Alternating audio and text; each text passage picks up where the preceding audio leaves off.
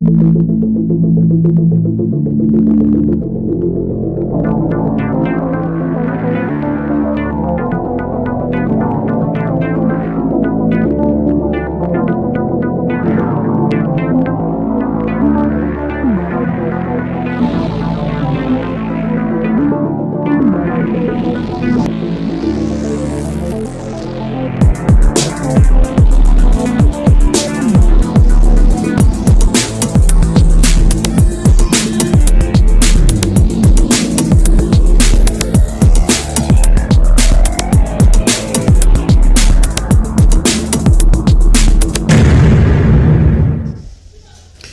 la fidélité dans le programme. Il y a Canal Kin Télévision, magazine Canal Presse, analyse actualité dans Lingala courant en direct à Kinshasa, capitale il y a République démocratique du Congo, premier numéro, Tozane Sengwa Kozanabino, toute l'équipe patronnée par Serge Makoso, Bapesibino, merci pour la fidélité Nabino. Breaking news, Webi Kelelo Ezali, 39e anniversaire, il y a UDPS, parti au pouvoir. Anciennement appelé fille aînée de l'opposition, mais le UDPS 1982-2021, Bakokisi 39 ans d'âge, Union pour la démocratie et le progrès social, morcelé, n'a pas parti ébélé pratiquement, et voilà, UDPS de l'eau, lutte l'opposition pendant plus de 32 ans sous Étienne Tshisekedi, et le lot, parti ESA au pouvoir. Comment est-ce que Bako exercer pouvoir Yango? On y reviendra na débat la biso oekoya. Rendez-vous na élève tolobela ki yango mbala mingi na Canal Presse. Semaine ya suka yango ya kofanda na ndaku, repasser uniforme malamu, repasser culotte to pantalon pe bondisa bakaye na yo, revoir matière parce que lundi le 22 classe ESA Kozonga, ainsi en a décidé le comité multisectoriel au Betali Makambu ya riposte contre Covid-19 bazaki na masolona chef de l'État et lever option wana mais couvre-feu 21h 5h ESA maintenu. Justice procès à son jour. Vital Kamere Jamal encore une fois devant ba juge na bango pour na koyeba la vraie vérité judiciaire par rapport à la gestion mbongo na grand projet il y a 100 jours le londe makambonyoso eza kozongela liboso ya bazuzi na cour d'appel ya Kinshasa Gombe.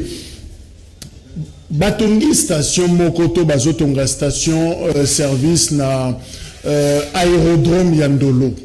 Kala ba ibisa biso aérodrome ba poussa na rapembe nangote ezaki milieu moko hautement sensible sengeli ko batela yango mais bazotonga station na kwa wana ya funa pe banque moko azako s'installer juste liboso pe esika avion matelaka place type K batu bakufaka bazotia yango magasin semble-t-il encore une fois il y a ba étranger ba expatrié bazako s'installer wana to éviter soki avion ko changer nzela ko matela to ka itinéraire wana mais voilà situation. Alors soko lingo ke kolobela masolo ya station wana na banque wana ba repasser au numéro de téléphone pe soko yoki numéro de téléphone wana orozasuna courage te kolandela dossier wana tu vas t'arrêter quelque part. Voilà situation ndenge ezako se présenter na aéroport ya Ndolo awa na commune ya Barumbu.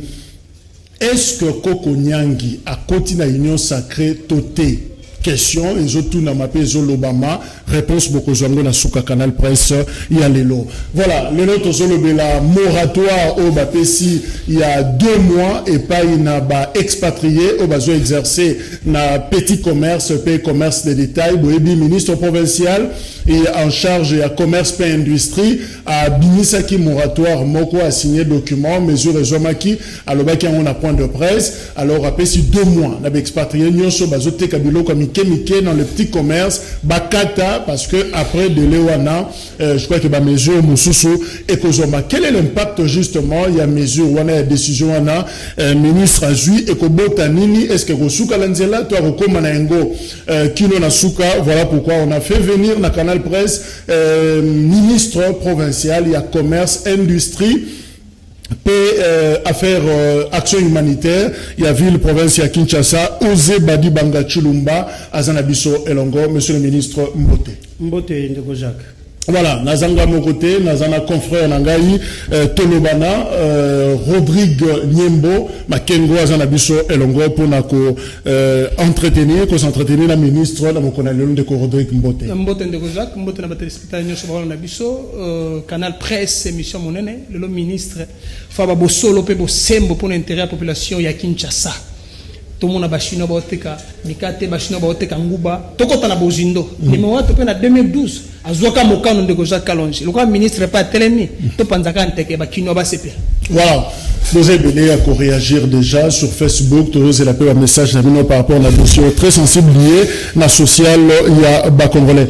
Monsieur le ministre, depuis septembre, Jean-Tinin Gobila Anoma Kiyo, ministre, Oza, je rappelle, député provincial élu à commune ya Bumbu, à Kinshasa. Entre honorable Osé Badi Banga, excellence Osé Badi Banga, qu'est-ce qui vous va? Et là, on est aux à l'aise. Babina Konini. Bon, merci beaucoup. D'abord, monsieur Jacques, dans l'occasion au Pessingaï. Question Tuningaï, et ça moi passe. Entre honorable na kozala excellence. Ce qui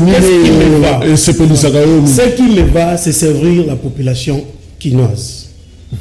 Et lokoyo, ils ont la valeur que les gagnants sont mis baléwana, ils ont conserver la population à Kinshasa.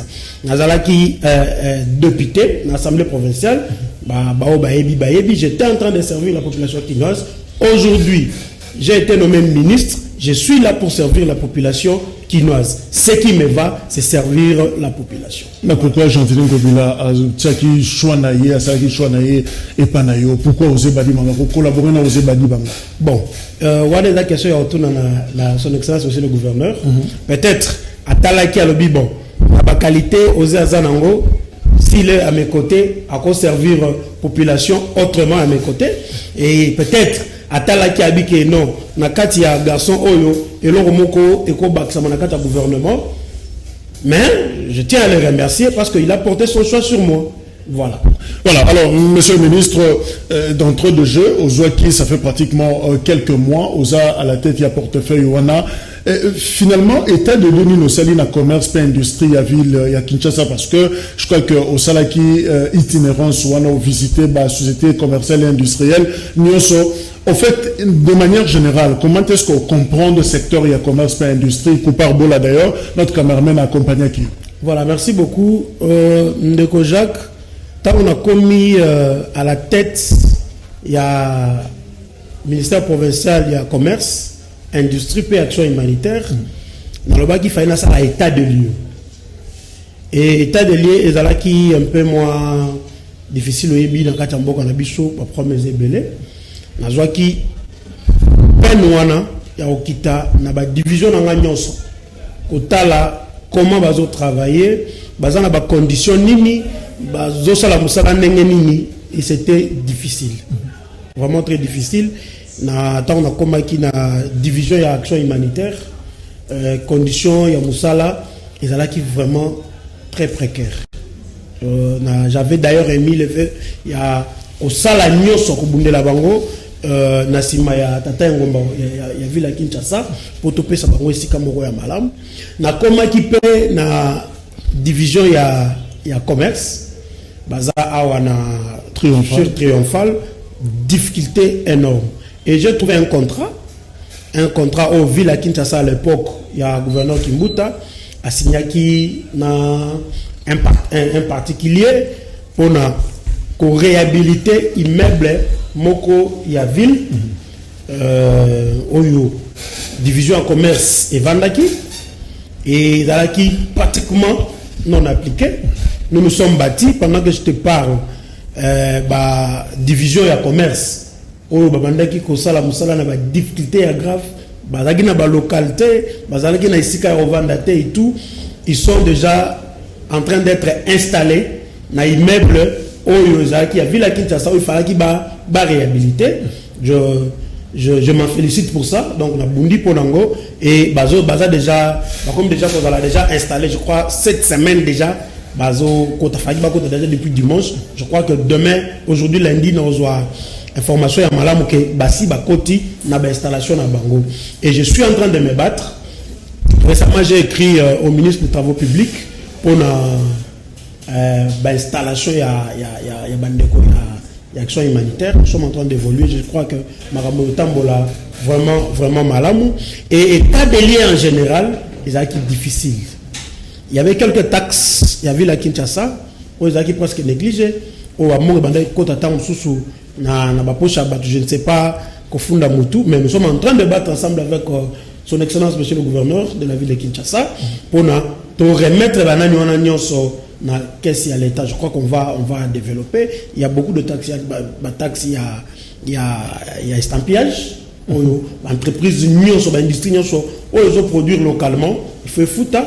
On a salaki déjà visité na Bundaki et nous avons commencé ça au mois de janvier et ça évolue. Voilà, alors tout le moratoire au Signaki, document, l'Inza Kanayo, au lobby, au PC 2 mois, n'a expatrié, nous sommes évolué dans le secteur, il y a commerce, P industrie, la petit commerce finalement, P commerce de détail, au PC Bango 2 mois. Alors, Tina, il y a mesure wana et zanine. En fait, au Lingini, but et zanine. Voilà.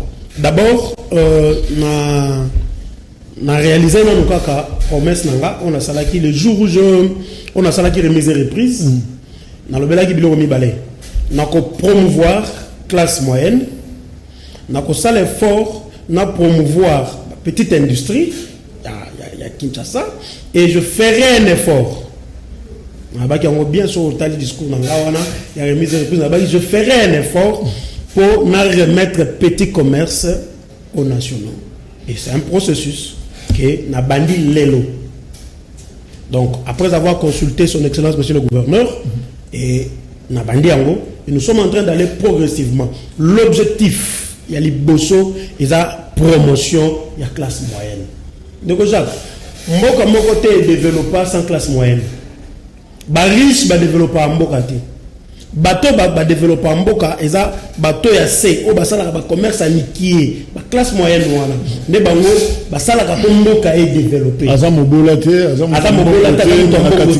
na katikati, ba o wana ndem basala ka de sorte que nani est développé. Je prends un exemple. Donc là, na Mboka tozana 80 millions d'habitants, mais tozala jamais na 20 millions de riches.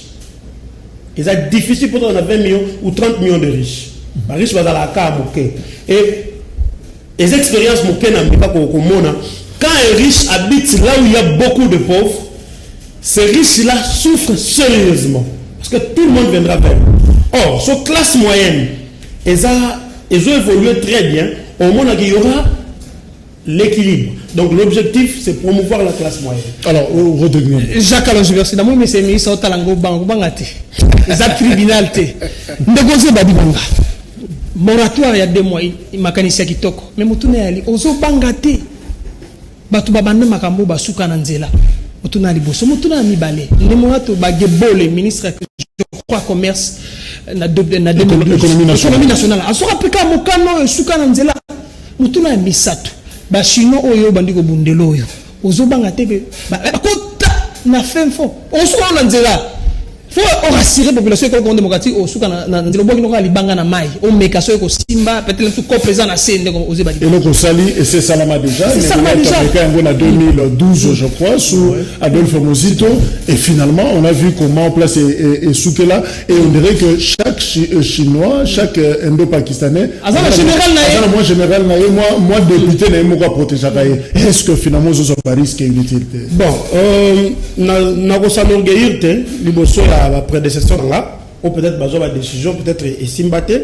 Et nous sommes en train de nous servir d'un exemple na bango pour tout aboutir, tout comme Manasuka. Je sais que ensemble avec population congolaise, ensemble avec le journaliste que vous êtes, ensemble avec Congolais, nous allons réussir. Nani Paris. Pourquoi je dis ça? Na répété maloba ya gouverneur à ville à Kinshasa. Aloba qui na pouvoir ya Fachi Béton. Ce qui me donne d'abord le courage, c'est parce que nous avons d'abord na pouvoir à Fachi Béton. Où personne n'est au-dessus de l'autre. Où la loi est au-dessus de tout le monde. C'est un état de droit. Je ne veux pas intimider quelqu'un, mais je ne fais que mon travail. na pesi bino objectif awa eza batubaya olukangate ndengo tsola que nous éviter que ba chinois wana tout ça nous savons nous connaissons ba contour nyonso ya likambo oyo mais avant ça veut dire milengeli ndenge longo bali avant la décision oyo na mi bongisaki mais je suis en train de me préparer encore pendant 2 mois et koka parce que na annoncé qui n'a dit que à dater à 5 avril il y aura des décisions de grande envergure autokozwa pour nous faire respecter parce que à l'époque avec le premier ministre Adolphe Muzito a joué une décision après ça qui va un moratoire il y a 2 mois et aujourd'hui est invité je ne sais pas pourquoi c'est invité mais na édition que nous sommes en train de nous servir na ba exemple les kaki pour tout le monde en zami to tambolela ndeko avec ba ba exemple ya kala na ba ils ont échoué ne mota échoué oui mais pourquoi pas pourquoi pas au bandaki non étape ya sensibilisation ko sensibiliser bande connaissance ba chinois ba indo pakistanais ko tel ça bango bien fondé mo be ko mboko lobi était commerce amikeza pour na ba nationaux au lieu zono mo kanu mbala moko mais est-ce ko yeba te kende ko nyembo nul ne censé ignorer la loi ba yebi yango on n'a pas besoin de les sensibiliser. On n'a pas besoin de les sensibiliser. Et c'est quand on peut savoir temps, il y a 2 mois qu'ils prennent des dispositions. Oyo abanagi ko la commerce des détails. Monsieur, et ça la pas cité de Ronangai au moni chinois au tekamikate. Je ne fais pas une guerre contre les Chinois. Ce sont nos frères. Ba yena kata mboka na biso Congo mboka moko et quoi accueillir batu nyonso sans problème. Nous sommes très ouverts parce que nous devons respecter la loi. Mais justement, monsieur le ministre, et là, on comprend, qu'est-ce qui blesse finalement Chinois Ngo, de manière générale, tant que Chinois, c'est à titre indicatif, au fait, expatrié, Baza combien on a 2017, je crois, ambassade de Chine, Babagi Baza 4000 ou 5000 Chinois seulement, Nambo Kanabiso. Mais en quoi ce qui continue dans le petit commerce, Bazo déranger les nationaux. Voilà. Je vais te donner un exemple. Tant dans le but que toujours promouvoir la classe moyenne, on comprend que les gens qui ont un bon mingité, ils ont un bon latte, mais ils ont se débrouiller. En tant que Congolais, en tant que nationaux, quand un expatrié vient pour investir dans Mboka Moussoussou, il vient avec les moyens. Vous comprenez moi? Imagine-toi un Congolais qui exploite le charbon quelque part. Il a peut-être prenons l'exemple de 10 000 $. Et il est en train de se battre pour lobby à comment. Mais toi, tu viens avec 150, 200 000 $, au Tchénakata domaine directement, concurrence na yonaïe et aux la différence. Je prends un exemple, là, il y a une briqueterie, il y a industrie. Na comme une briqueterie congolaise. Na kuti dans moi elle me dit excellence, je ne sais pas évoluer parce que concurrence là namba ndeko na biso oyo baza ba expatrié bango d'abord baosa la ciment, deuxièmement bazo exploiter zéro gratuitement oyebi bazo ba ebele bazo ba exonération pour la chantier et tout. Troisièmement bazo exploiter na mabanga gratuitement. Et maintenant, il faut qu'on la brique. Mais faute en une faute, il y a l'État congolais, moi, je vais voilà. Le coup, la faute, c'est Zayangaï. N'a pas qu'on le battait que faute, c'est Zayangaï, qui liboso nanga. Parce que la continuité de l'administration de la chose publique. Vous comprenez moi? Le coup, la faute, c'est Zayangaï. Il y a un moment où s'est décidé, ensemble, mon Kodjengumba Kinshasa, pour tous la décision, tous ont dit ça, Makambunanzela, et Kambola Malam. Mais est-ce que mesure Yango, monsieur le ministre, ils ont manqué de réalisme? Est-ce que tel qui va modalité pratique? Je sais que tant qu'on est moyen à soulever qui dossier Oyo, FEC, Fédération, entreprise, il y a Congo, na structure, il y a PME, c'est plaignant qui va lobby, mais c'est vrai, qui ça par exemple, lobby Yango. Mais est-ce que nationaux, ça enveloppe oyo vide oyo ba expatrié ba kotika soko le bon batika mais vide wana o ba expatrié ba kotika est-ce que biso moko ba kolomboka tozana mbongo ya kosala kosomba en gros et puis to ya koteka en détail. Je vous dis que dans un mbongo te commerce oyo ba expatrié ba sala ka wana na détail. Il y a des Congolais qui le font aussi na détail. Combien sauf de Congolais est-ce que oui, ils sont là très nombreux. Sauf que ils sont empêchés vu que leurs moyens. Et ça, l'autre vient. Je prends un exemple. Un expatrié a produire, je prends un exemple, mèche. Mais pour mèche, et comme on a Congolais a utilisé yango, a fait ça exclusivement pendant qu'on a chinois ou indien. Et à son tour, son frère n'est acquitté sur le terrain, a détail. On est devenu même aux nationaux que Somba produit dans à partir de l'usine. Toujours que dossier moko ya mèche. Un Congolais a au Somba neka na usine qui est au limité. On donne l'occasion à leurs frères. À travers le même. Vous comprenez? Il y a des, ça tombe bien que j'ai l'industrie, j'ai aussi le commerce. Vous comprenez? Je veux voir Nani Nako se battre. Tu ne respectes pas commercialisation à bilo qu'on a eu au produit. Je frappe de l'autre côté de l'industrie. Vous comprenez? On a fait cet exemple-là. Aux autres produire. Après avoir coproduit, dès que la Congolais qui le côté qu'on a détail. Sur la mesure ni encadrement aujourd'hui pour nous réussir initiative. Les mesures d'encadrement, je ne peux pas les dévoiler maintenant. Parce que si on a dévoilé la mesure d'encadrement, là où la loi est dure, rassurez-vous que le voleur cherche aussi la manière à surmonter la loi. Vous comprenez? On a fait ce moratoire pour respecter, faire respecter la loi. Et tu sais respectons la loi qui est le 5 avril. Et les mesures d'encadrement, on a zozoa, on a dévoilé les lotés. Ceux qui vont respecter la mesure d'encadrement, ils vont tourner les bossos.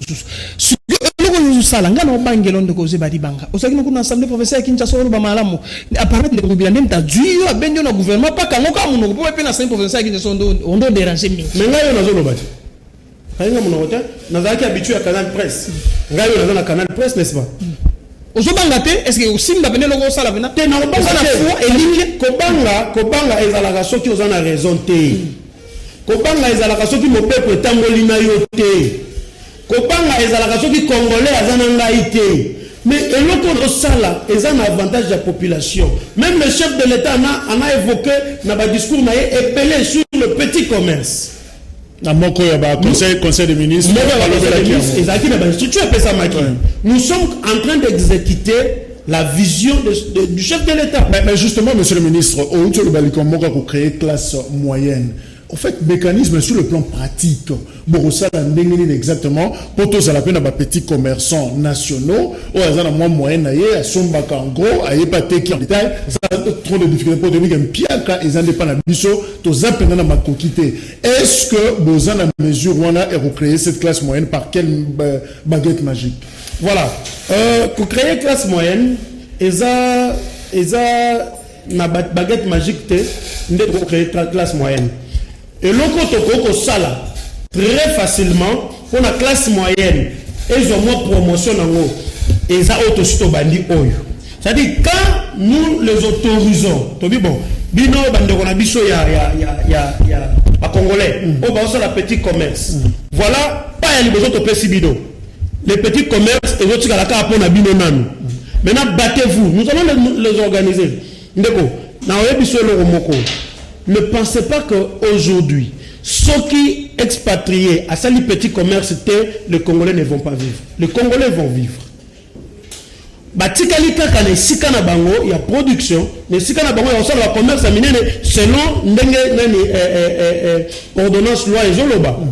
Selon les mots que zoloba. Batikali les gens domaine batikali ba on est pièce de rechange. Ça y a bango, meti côté la pièce de rechange, ils sont autorisés. Meti ko ba supermarché, ils peuvent travailler côté na kata supermarché, là ils sont autorisés. Meti hôtellerie c'est grave. Aujourd'hui, un expatrié a Canada dentifrice Mako. Alors que Gillette Mako a 100 francs. C'est ce que nous interdisons seulement.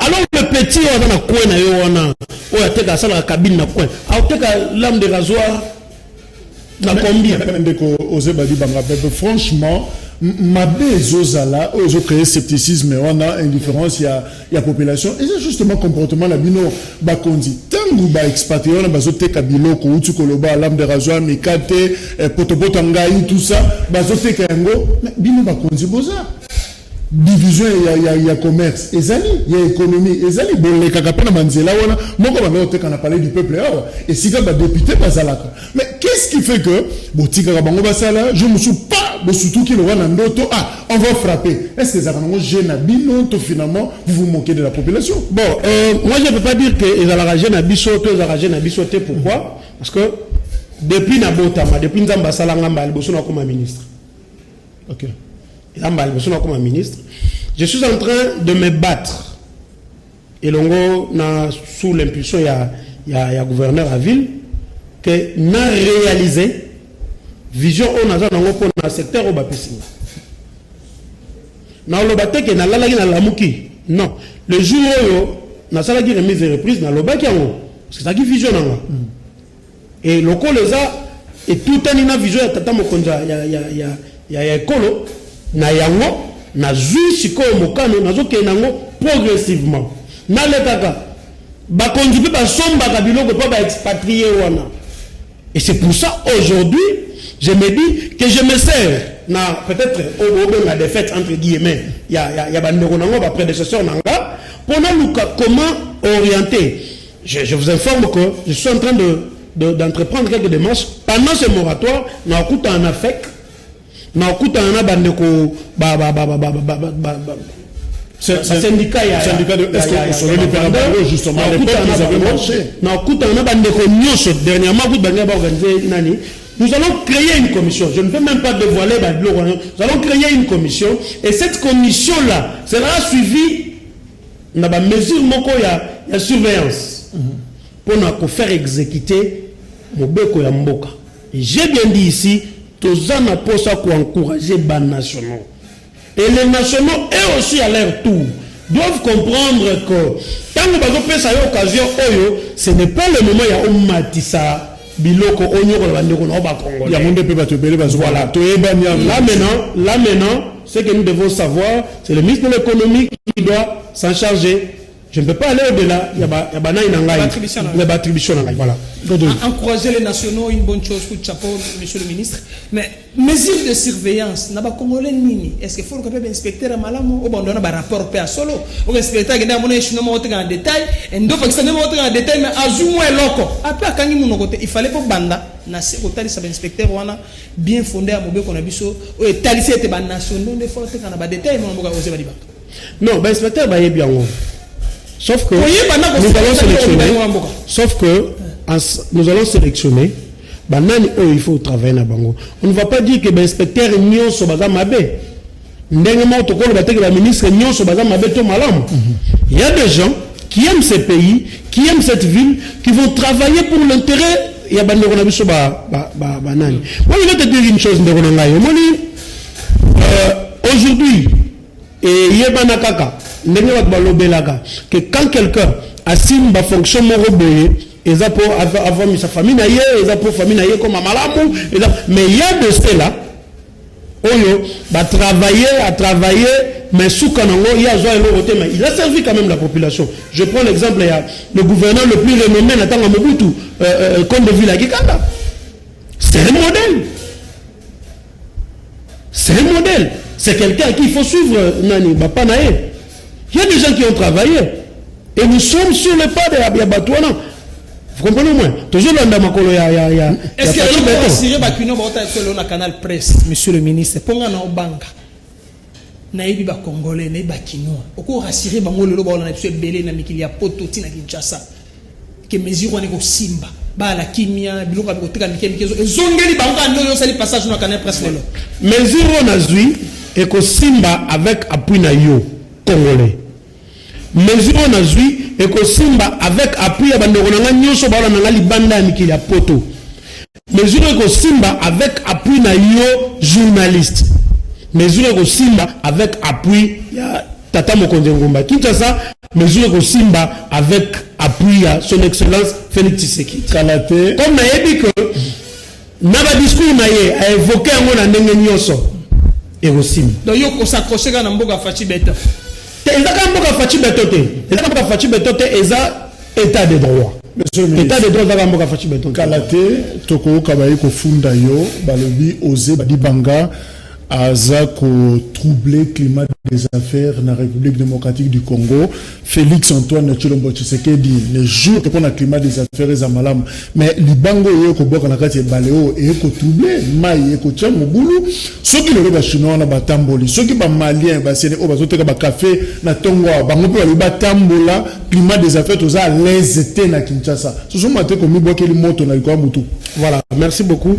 Moi je ne vois pas en quoi le respect Yamibe Kwamboka na biso et ce climat des affaires. Le législateur, tant qu'on concevoir décision au lieu. Ayeba qui le pourquoi, batala qui le pour le contre. Et qu'on dérange le climat des affaires té. Atamukete. Climat des affaires les accords na petit commerce té. Ton commerce de détail té. Si on a un paragraphe, il y a moratoire. Na lobby boye, nous restons ouverts. Na ba ndeko na biso ba expatrié. Na négociation nyoso. Non. Si ka ba problème ba kanga na tina ba problème. Tanga ngo malamu. Na lobby boye. Et ça mon cas le yo. Tanga ya. Ouais, ça bis côté ba kino oui, ministre. Na lobby boye, nous restons ouverts. Na ba proposition nyonso pour la protection et le climat des affaires na mboka na biso dans le respect de la loi. Dans le respect de la loi. Nous sommes là pour respecter la loi. La loi a dit, on ne discute pas avec la loi, on exécute, on applique. Ma formule non.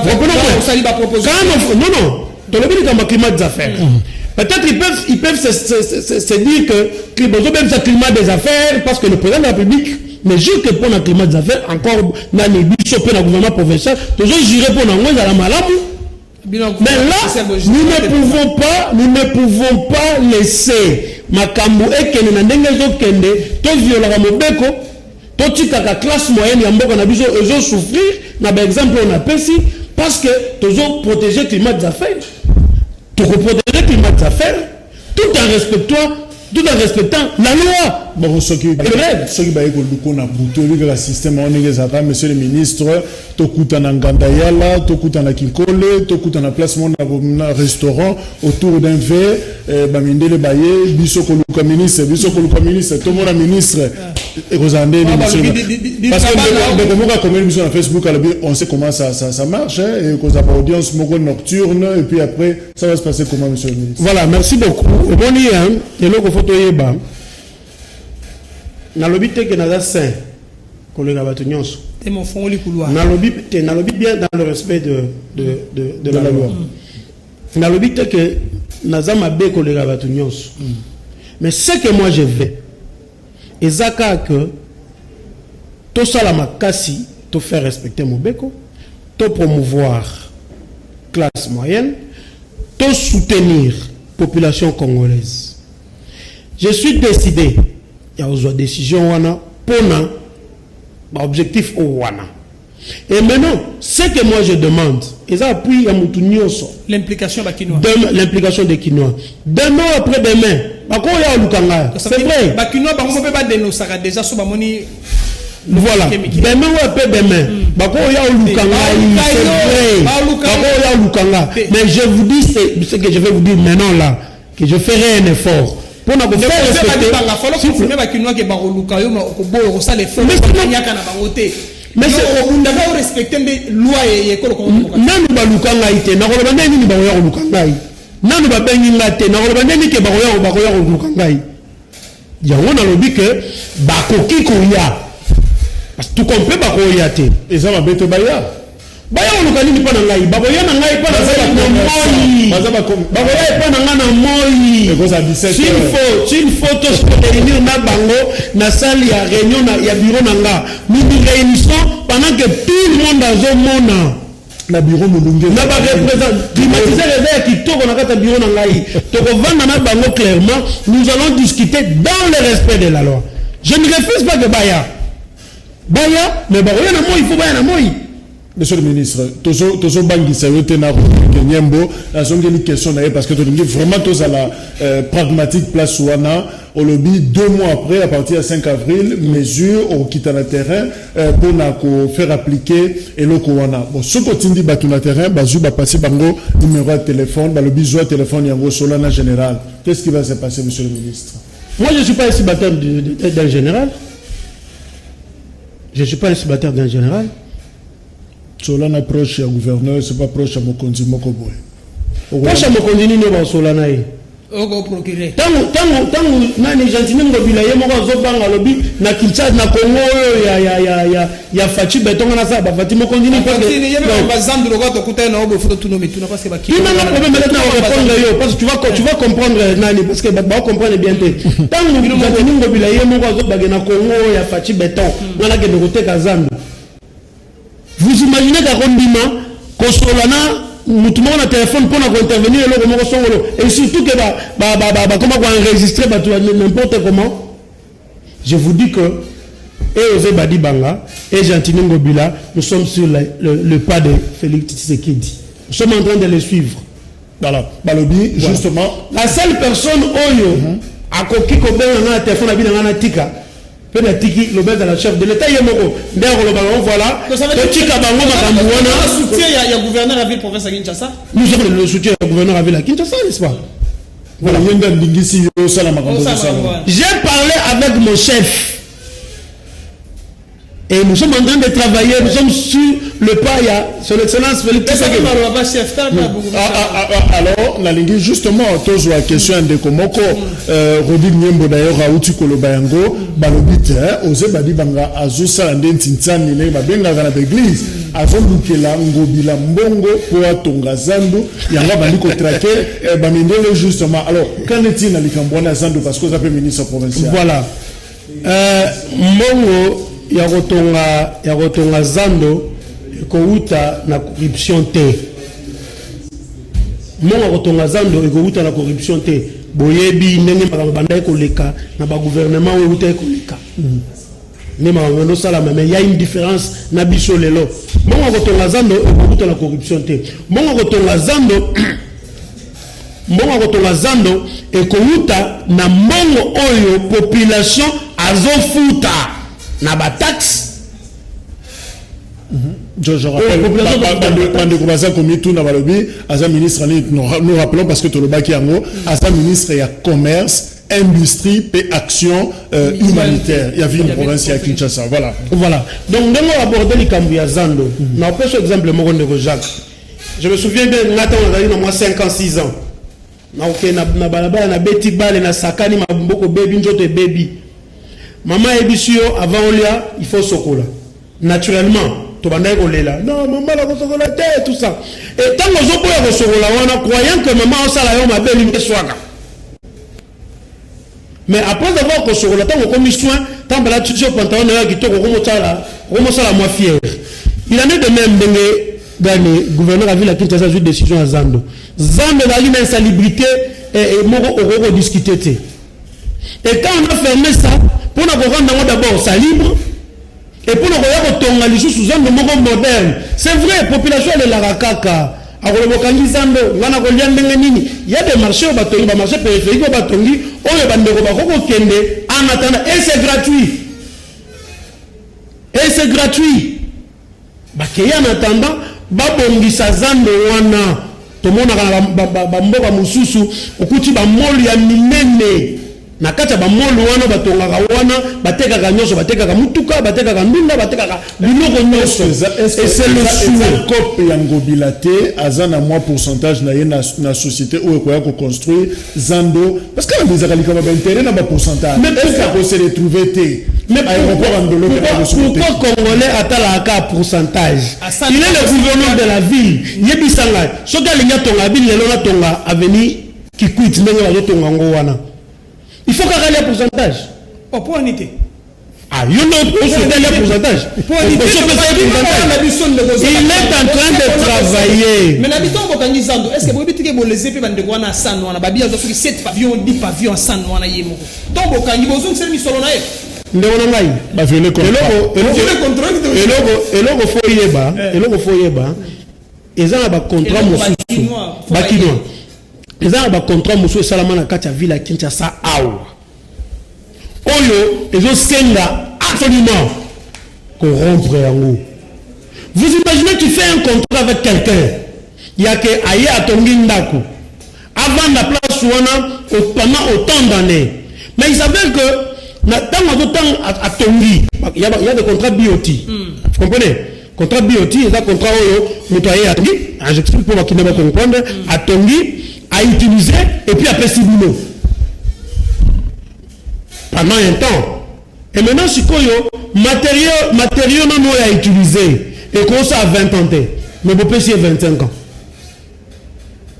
vous ne voyez pas que c'est exploité le même contrat ici là et vous comme il déjà avant contrat ici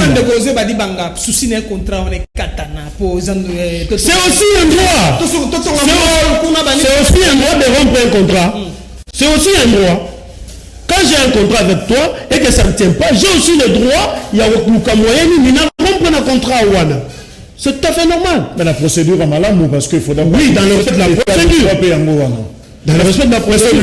Mais je ne dis pas que non, mais à la même procédure, on va dire que Bichot doit respecter la procédure. Alors, tout en a quelques préoccupations, téléspectateurs sur Facebook, comme ça, on répond. En attendant, ma message, monsieur comme la Bichot, Ndeko Gloire d'Oxambako, un pays dont les Asiatiques sont nombreux. Comme ça, c'est un pays, je rappelle, selon statistiques et ambassade, il y a Chine en 2017, qui basa 4 000 ou 5 000. C'est un pays qui n'est pas sérieux, un pays mafieux. On se connaît dans ces pays avec des décisions, des enquêtes sans aboutissement. Monsieur le ministre, est-ce que vous avez su qu'on a kino na suka, il y a logique? Oui, on ne peut pas se dire que si on a bali moi si lelo et que na botina ina noté, na robota kate. Non. Tant que nous sommes en train de vivre, il faut avoir toujours de l'espoir. Nous sommes là pour servir la population quinoise. Entre qui ministre qui député, ni ne changa kimia, na bielo changa kimia za ko servir la population. On a bani dans décision à Liboso. Nazoke nango malembe et j'informe aussi que na yebi ke bitumoza. Et vous avez déjà j'informe aussi que Nani Liboso parce que nous sommes, je suis allé dans l'entreprise Moko Salaraba Supuna Tolo, dans autant à comboter, mais j'ai eu de larmes aux yeux. J'ai eu de larmes aux yeux.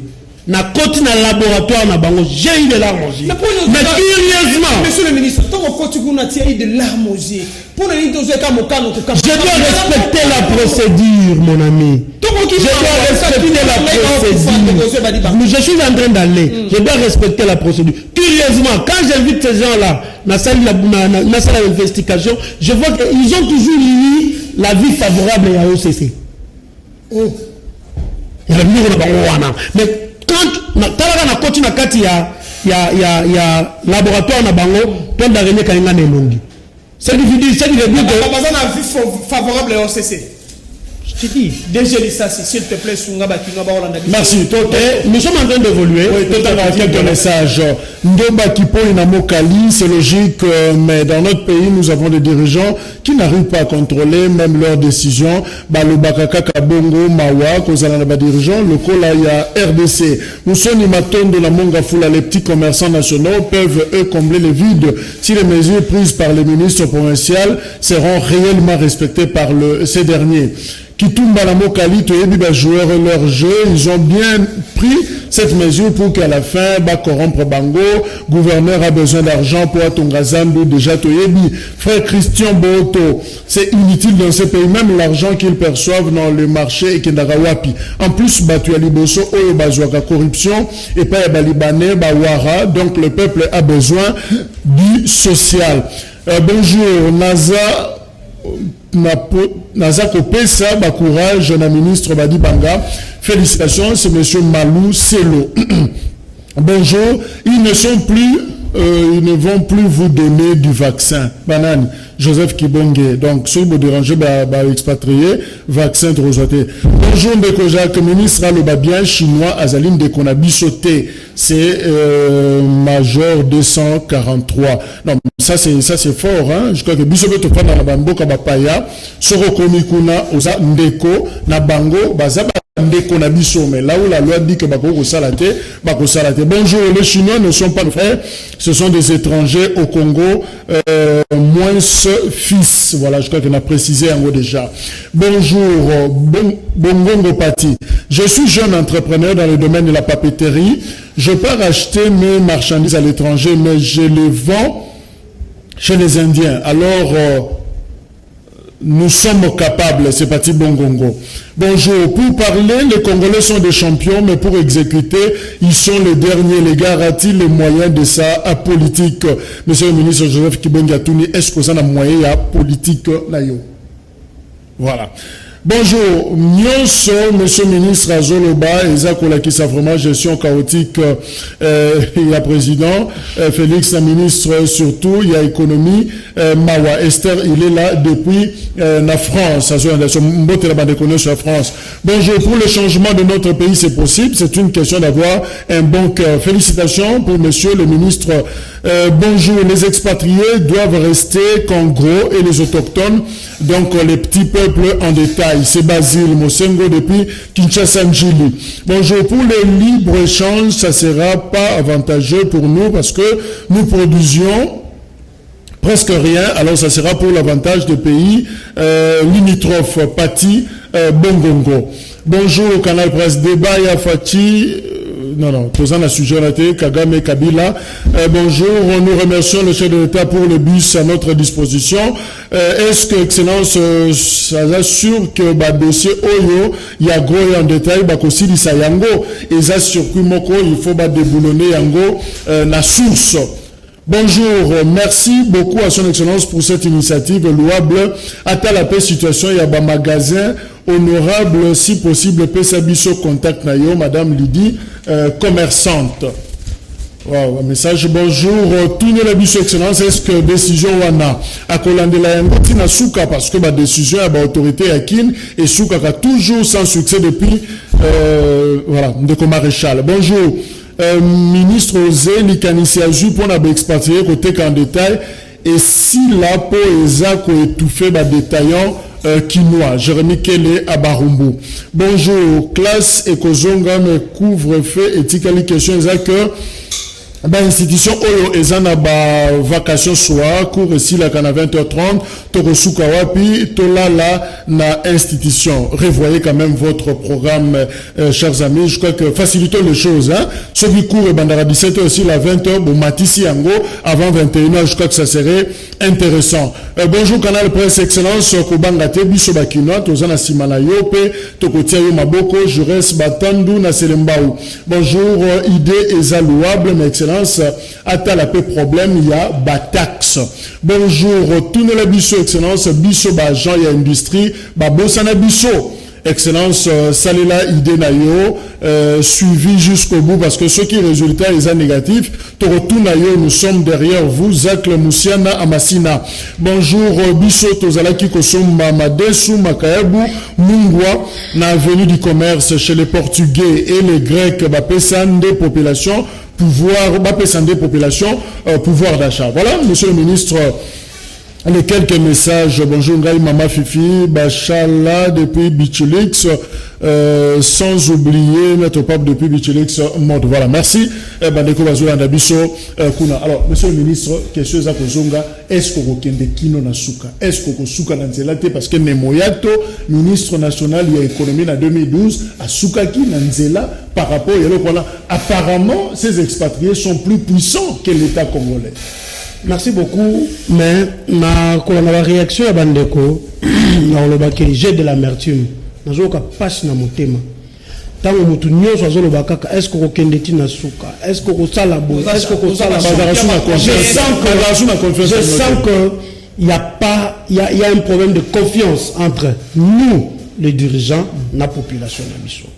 Mais ce que je vais demander à la population quinoise en particulier, que bat appuyenga nanga moko je ne perds rien. Ensemble avec la population quinoise, nous allons réussir ça. Et Nazan, si un expatrié, je prends un exemple, na Selembaou, aoteka na détail, na Bumbu, na Makala, na Kingasani, aoteka na détail. Je vais donner mon numéro. Na oyebate directement, parce que Mobutu Banda Loba, le président de la République n'est pas un magicien. Pour naïeba makamunyo partout. Informez-nous. Nous allons prendre des décisions. Et ensemble, au moins n'attendons Moussa Kotaki. Ceux qui rebelles réussissent à renverser Bissoté, c'est parce que la population était avec Mouzé et la population a appuyé. Je demande à la population quinoise.